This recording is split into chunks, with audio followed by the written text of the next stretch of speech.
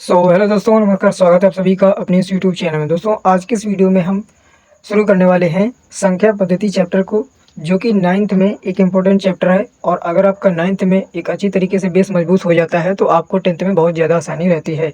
ठीक है, तो और आप जो भी ये पढ़ेंगे चीज़ें, ठीक है, संख्या पद्धति के अंतर्गत ये सारी चीज़ें आपको आगे भी कई सारी प्रतियोगी परीक्षाएं हैं उनमें आपको देखने को मिलेंगी।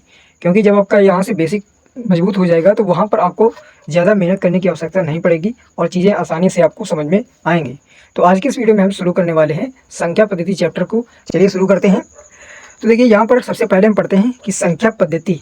तो हम सबसे पहले ये पढ़ते हैं कि संख्या पद्धति के अंतर्गत हम क्या जानते हैं। तो देखिए, संख्या पद्धति के अंतर्गत वे गणितीय वस्तुएं जिनका उपयोग गिनने, मापने और नामकरण करने के लिए किया जाता है उन्हें हम संख्या कहते हैं। क्या कहते हैं? संख्या कहते हैं। जैसे 2 - 3/7, 2/3, 0, √2, ठीक है, -√-3 या फिर √-2। तो ये सारी क्या हो जाएंगी? आपकी संख्या के अंतर्गत आ जाएंगी। अब हम पढ़ने वाले हैं कि संख्या को हम बांटते हैं दो भागों में। एक होता है हमारा वास्तविक संख्याएं, दूसरी होती है हमारी काल्पनिक संख्याएं। ठीक है, वास्तविक संख्याओं में हम पढ़ते हैं कि रियल नंबर, ठीक है, यानी इसको इंग्लिश में कहते हैं रियल नंबर, और काल्पनिक संख्या को कहते हैं इमेजिनरी नंबर। इमेजिनरी नंबर होता कुछ नहीं है। ये अगर मान लीजिए यहाँ पे संख्या कोई लिखी गई है √-1, तो इसको हम लिखते हैं कि आयोटा। ठीक है, आगे हम इसके बारे में विस्तार से पढ़ेंगे, लेकिन हमको ये थोड़ी बेसिक नॉलेज पता होनी चाहिए कि √ अगर -1 है तो इसको हम आयोटा लिखते हैं। ठीक है, अब हम पढ़ते हैं वास्तविक संख्याएं। क्या होती हैं वास्तविक संख्याएं? तो वे संख्याएं जिनका वास्तविक मान हो और जिन्हें संख्या रेखा पर प्रदर्शित या दर्शाया जा सके, वास्तविक संख्याएं कही जाती हैं।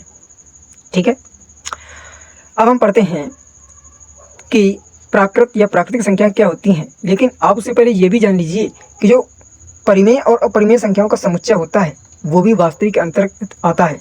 ठीक है, जैसे √2, 2/3, -7, -3/7, 0 और भी जैसे मान लीजिए कुछ भी मानेंगे आप।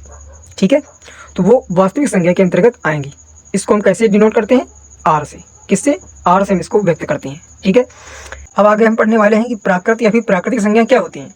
तो बेसिकली देखिए, प्राकृतिक संख्याएं वे संख्याएं जो 1 से शुरू होती हैं और गिनती की ओर आगे बढ़ती रहती हैं। यानी कि आप जितनी भी गिनती गिन सकते हैं आप गिन लीजिए, वो सारी की सारी आपको प्राकृतिक संख्याएं ही कहनी पड़ेंगी और होती भी हैं। ठीक है, जैसे मान लीजिए 1 हो गया, 2 हो गया, 3 हो गया, 4 हो गया, कुछ भी आप पढ़िए, 100, 1000, 1500, कुछ भी पढ़िए, आगे पढ़ते रहिए, 1500, 1600, जितनी भी पढ़ सकते हैं, लाख, 2 लाख, वो सारी की सारी आपको प्राकृतिक संख्याएं देखने को मिलेंगी। यानी आप इतना बेसिक समझ लीजिए कि जो 1 से शुरू होती है और गिनती में आगे तक जितनी भी आप गिन सकते हैं। ठीक है, तो ये क्या होती है? हमारी प्राकृतिक संख्याएं या प्राकृत संख्याएं होती हैं। और इनको किससे डिनोट करते हैं? इनको यन से व्यक्त करते हैं। किससे? यन से व्यक्त करते हैं। अब चलिए हम जान लेते हैं कि पूर्ण संख्याएं क्या होती हैं। तो पूर्ण संख्याएं क्या होती हैं? 0 तथा प्राकृतिक संख्याओं के संग्रह को पूर्ण संख्याएं कहते हैं। पूर्ण संख्याओं के संग्रह को W से व्यक्त किया जाता है।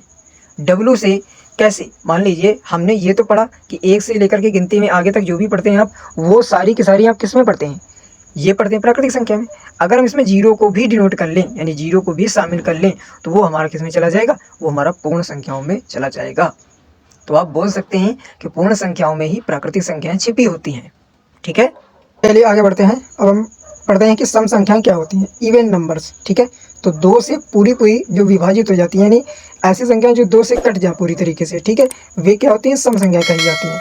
सम संख्याओं के संग्रह को ई से डिनोट करते हैं, यानी ई से व्यक्त करते हैं। जैसे 2, 4, 8, 12, 104, ठीक है, और जैसे मान लीजिए 144, ठीक है, 688, कुछ भी, मतलब जो कि 2 से कट जाए पूरी वे संख्याएं सम संख्याएं कही जाती हैं। दूसरी हम पढ़ते हैं विषम संख्याएं, ऑड नंबर्स क्या होती हैं। तो 2 से, यानी 2 से विभाजित नहीं होने वाली प्राकृत संख्याएं विषम संख्याएं कही जाती है।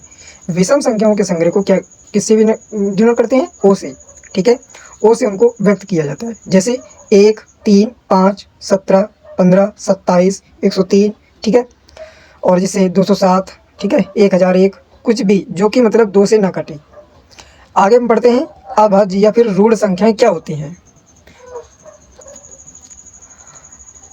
तो एक से बड़ी प्राकृतिक संख्याएं जो एक और अपने, यानी कि खुद से, अपने आप को छोड़ करके किसी ऐसी या कह लो किसी भी संख्या से विभाजित ना हो, अभाज्य संख्याएं कहलाती हैं, यानी कि एक से कटेंगी या तो स्वयं से कटेंगी, वही संख्याएं क्या कही जाएंगी, अभाज्य संख्याएं या फिर ऋण संख्याएं कही जाएंगी, प्राइम नंबर्स। जैसे 2 हो गया, 3 हो गया, 5 हो गया, 7 हो गया, 11 हो गया, 13 हो गया, 17 हो गया, 23 हो गया, ठीक है। और जैसे भी मान लीजिए 101 हो गया, ठीक है। तो वे संख्याएं क्या कही जाएंगी, अभाज्य या फिर ऋण संख्याएं कही जाएंगी, ठीक है। अब हम पढ़ते हैं कि यौगिक, ठीक है, यौगिक संख्याएं क्या होती है, कंपोजिट नंबर्स। तो वे प्राकृतिक संख्याएं जो एक या फिर स्वयं को छोड़ करके किसी दूसरी प्राकृतिक संख्या से विभाजित हो जाएं, यौगिक संख्याएं कही जाती हैं। यानी कि कहने का मतलब जो एक और खुद से, मतलब जैसे मान लीजिए कोई भी नंबर हमने लिखा तो वो खुद से तो मान लो कट रहा है, ठीक है, खुद से तो कट रहा है, एक से भी कटेगा, लेकिन वो और भी कोई भी जो भी नंबर है उनसे डिवाइड हो रहा है, तो क्या कही जाएंगे उनको, यौगिक संख्या। यानी आप बोल सकते हो एक तरीके से जिनमें भाग चला जाए किसी भी संख्या से, ऐसे बोल सकते हो, ठीक है। तो ये होती हैं। अब हम जानते हैं कि सह अभाज्य संख्याएं क्या होती हैं, को प्राइम नंबर्स। तो दो प्राकृत संख्याएं सह अभाज्य कही जाएंगी यदि उनका मासा यानी एचसीएफ हाईएस्ट कॉमन फैक्टर 1 के बराबर हो। जैसे कि 4 और 9 में कुछ भी कॉमन नहीं है ना, 4 एक सम संख्या और 9 एक विषम संख्या, ठीक है, तो इनमें कुछ भी कॉमन नहीं है, तो इनका मासा 1 होगा। ऐसे 9 11 में देखें तो ये एक अभाज्य संख्या और ये एक विषम के साथ साथ में भाज्य संख्या है, 3 से कट जाती है, लेकिन इनके बीच में अगर हम कहें कि कुछ मासा बनेगा, नहीं बनेगा। इसके बाद अगर हम बात करें 2 और 5, तो ये भी सम और विषम का फैक्टर बन जाता है, यानी कि सम और विषम का कॉम्बिनेशन बन जाता है, जिसमें से इनका अगर एचसीएफ की बात करेंगे तो 1 होगा, ठीक है। अब हम जानते हैं कि पूर्णांक क्या होते हैं, इंटीजर्स। तो प्राकृत संख्याओं के संग्रह में यानी कि 0 भी हो जाता है तथा प्राकृत संख्याओं की ऋणात्मक मान, यानी कि जैसे 2 लिखते हैं पॉजिटिव में, ठीक है, लेकिन उसी को हम अगर नेगेटिव लगा दें, यानी कि अगर ऋणात्मक चिन्ह उसके आगे लगा दें तो वो एक ऋणात्मक मान बन जाएगा। तो प्राकृत संख्याओं की ऋणात्मक मान को भी शामिल कर लेने से प्राप्त जो भी संख्याएं होती हैं वो पूर्णांक कही जाती हैं। इन्हें z से व्यक्त किया जाता है, ठीक है। अब देखिए जो भी पूर्णांक होते हैं वो 3 भागों में बढ़ जाते हैं। कौन कौन से जो भी पूर्णांक होते हैं वो 3 भागों में। पहला धनात्मक पूर्णांक, पॉजिटिव इंटीजर, जैसे 1 हो गया, 2 हो गया, 3 हो गया, 4 हो गया, 5 हो गया, इस प्रकार से जो भी होता है। शून्य पूर्णांक की बात करें तो शून्य पूर्णांक में आपका 0 आ जाएगा, ठीक है, 0 इंटीजर। और तीसरे में बात करें तो ऋणात्मक पूर्णांक, नेगेटिव इंटीजर्स, ठीक है, तो -3 हो गया, जैसे -10 हो गया। अब हम बात करते हैं कि परिमेय संख्या क्या होती हैं। तो परिमेय संख्या रेशनल नंबर, वह संख्या जो P/Q के रूप में हो, यानी कि P/Q के रूप में हो, जहाँ पर P और Q कैसी हों, पूर्णांक हों, और Q 0 ना हो, तो उसे हम परिमेय संख्या कहते हैं। परिमेय संख्याओं के संग्रह को Q से सूचित किया जाता है, ठीक है। जैसे कि 3/4 लिख दिया, 2/3 लिख दिया, ठीक है, 3/4, 2/3, 0 हो गया, 2 हो गया, -5 हो गया, ठीक है। तो 0 भी एक परिमेय संख्या है। देखिए होता क्या है कि जैसे मान लीजिए हमने लिखा 0/5, ठीक है, तो हम किस नंबर में मतलब गुणा करा दें कि हमको 0 मिल जाए। तो अगर हम इसके साथ में अगर 0 का गुणा करा दें तो क्या मिल जाएगा, 0, यानी कि 0/5 = 0। 0 का गुणा इसके साथ में कराएं तो क्या मिल जाएगा, 0 मिल जाएगा। तो वही होता है। तो 0 भी एक परिमेय संख्या कही जाएगी। -5, ठीक है। अब हम बात करते हैं कि भिन्न क्या होती हैं, फ्रैक्शन, ठीक है। तो वह संख्या जो P/Q के रूप में लिखी जा सके, जहाँ पर P और Q क्या हो, पूर्णांक हो, यानी इंटीजर हो, और Q क्या ना हो, 0 ना हो, यानी कि Q 0 अगर हो जाएगा तो वो फिर भिन्न में नहीं होगा, 1 भी नहीं होना चाहिए, क्योंकि हम भिन्न उसी को बोल सकते हैं जो P/इसके रूप में लिख सकते हैं, ठीक है। यानी ऐसे इस तरीके से लिखा जा सकता है। अगर हम 1 लिख देंगे तो इसका मतलब क्या हुआ, ठीक है, तो भिन्न का रूप बनाएगी नहीं, तथा P जो हो वो 0 ना हो, ठीक है, उसे हम भिन्न कहते हैं। तो 1/3, 2/3, 5/7, इस प्रकार से भिन्न जो भी होती हैं ऋणात्मक नहीं होती हैं, ठीक है। अपरिमेय संख्या क्या होती हैं, इर्रेशनल नंबर्स। तो उस संख्या को अपरिमेय संख्या कहेंगे जिसे हम P/Q के रूप में नहीं लिख सकते हैं, जहाँ पर P और Q पूर्णांक हैं तथा Q 0 ना हो, ठीक है। अपरिमेय संख्याओं को R-Q से डिनोट करते हैं, प्रदर्शित करते हैं, जैसे √2, √3, पाई, -√5, ठीक है। तो इस प्रकार से इनका विस्तार क्या होता है, अशांत अनावर्ती होता है। यानी कहने का मतलब जब इसको आप तोड़ेंगे, ठीक है, जब इसको आप दशमलव में लिखेंगे तो इसमें क्या होता है कि जो भी नंबर्स होते हैं उनकी रिपीटिशन नहीं होती, यानी 4 4 4 इस प्रकार से नहीं होगा, 2 होगा, 3 होगा, 7 होगा, 8 होगा, फिर 2 आ जाएगा, तो ऐसे होता है, यानी अशांत होता है और अनावर्ती भी होता है।